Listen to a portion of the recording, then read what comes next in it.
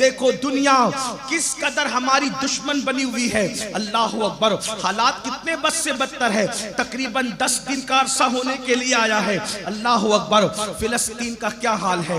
नन्हे नन्हे बच्चों की शहादत, मासूम बच्चों की शहादत। अल्लाह अकबर, गौर करें, बेगुनाह बच्चों की शहादत। अल्लाह अकबर, सोचो तो सही, अगर बहनें मौजूद है उनसे पूछता हूं, एक माँ इस दर्द को समझ सकती है, एक माँ इस दर्द को समझ सकती है।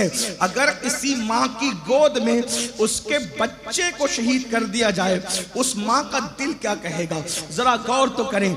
आप हजरात इसलिए जमीन पे जिंदा हो ताकि फिलिस्तीन की वो मजलूमों की वीडियो को एक दूसरे के व्हाट्सएप पर सिर्फ शेयर करो और कहो कि क्या हो गया। आप क्या कर रहे हैं उनके लिए, आपने क्या किया उनके लिए, बताओ।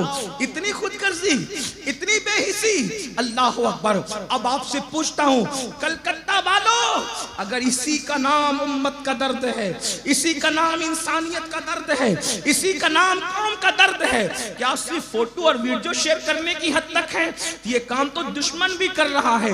हम सिर्फ वीडियो फोटो शेयर करने वाले नहीं। कभी सोचा इनके साथ ये हो रहा है। हॉस्पिटल के अंदर इतनी लाशें हैं, इतनी लाशें हैं कि लाशों की पहचान नहीं है। मैं आपको कोई जज्बात में नहीं लाना चाहता।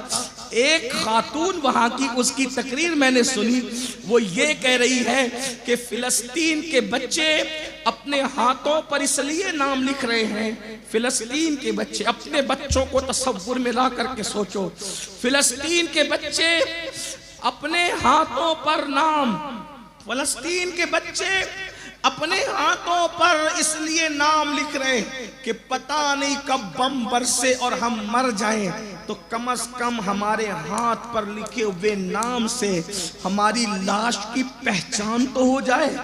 छोटे बच्चों का मुस्तकबिल क्या होता है, छोटे बच्चों को क्या समझता है।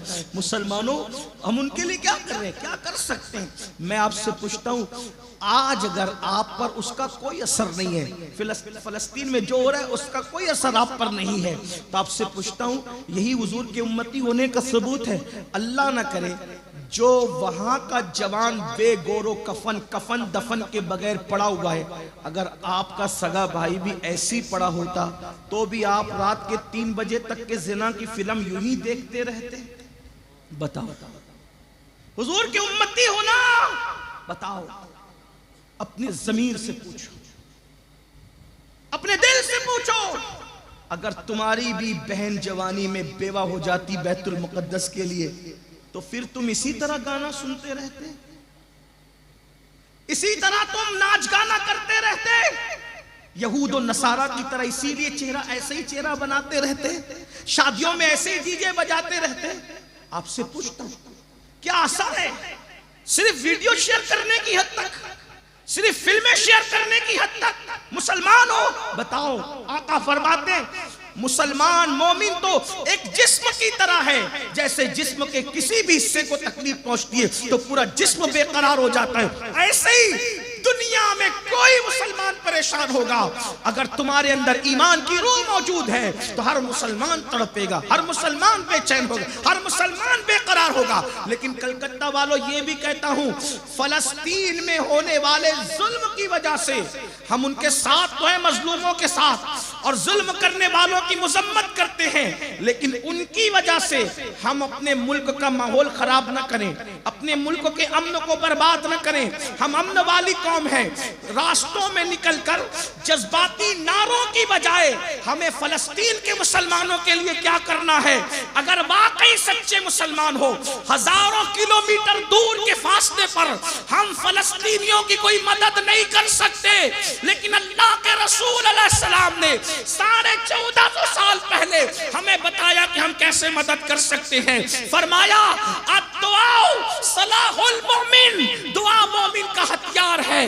रोड पे निकलने की बजाय मस्जिदों को भर दो, 5 वक्त मस्जिदों को भर दो और गिड़गिड़ा करके अल्लाह की बारगाह में दुआ करो।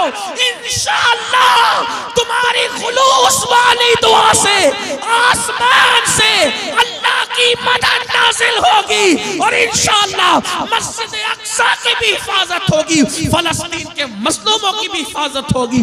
और तालीम कैफर किरदार तक पहुंचेगा।